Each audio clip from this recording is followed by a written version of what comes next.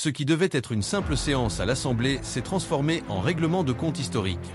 D'un côté, un ministre qui défend l'indéfendable. De l'autre, un député qui refuse de se taire face à l'hypocrisie. Au milieu, un match de foot controversé et le gala de la honte qui fait scandale. Alors que la Russie est bannie de toutes les compétitions.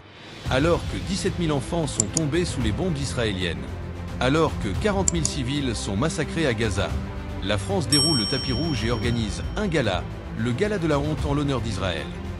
Ce qui va suivre va secouer l'hémicycle tout entier.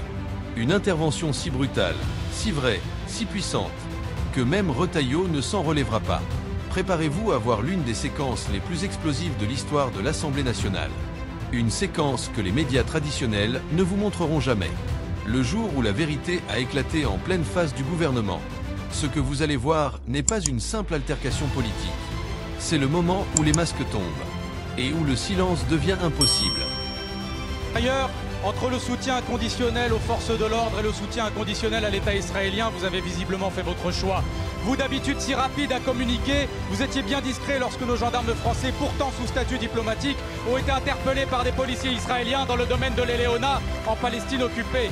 Vous vous prétendez patriote, mais vous laissez Israël piétiner la souveraineté française, car c'est toute la France qui est humiliée quand un de nos gendarmes est mis face contre terre par une police étrangère.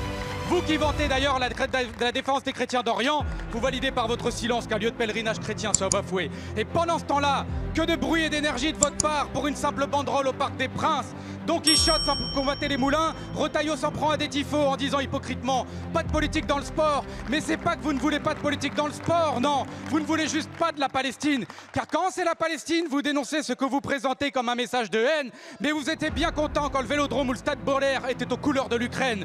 Pour empêcher toute opposition au génocide à Gaza de s'exprimer, vous criminalisez abusivement à tel point que le Comité des droits de l'homme de l'ONU a dénoncé votre instrumentalisation de la lutte, pourtant légitime, contre l'apologie du terrorisme. Vous épuisez l'appareil policier et judiciaire contre des gens seulement coupables d'apologie du droit international.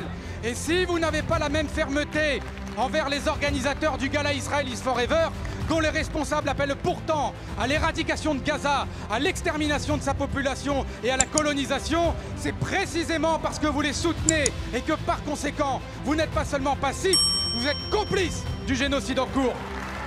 Emmanuel Macron et Michel Barnier, n'oubliez pas jeudi, pendant que vous applaudirez l'équipe représentant un pays qui commet un génocide, n'oubliez pas qu'à Gaza, il n'y a plus de terrain de football. Et pourtant, l'équipe israélienne tire quand même, mais dans la poitrine des enfants. N'oubliez pas qu'en Palestine, comme au Liban, les frappes sont aériennes et qu'elles massacrent des innocents. Il ne sera jamais ni normal, ni moral, ni même raisonnable d'accueillir les bras ouverts Israël en plein génocide.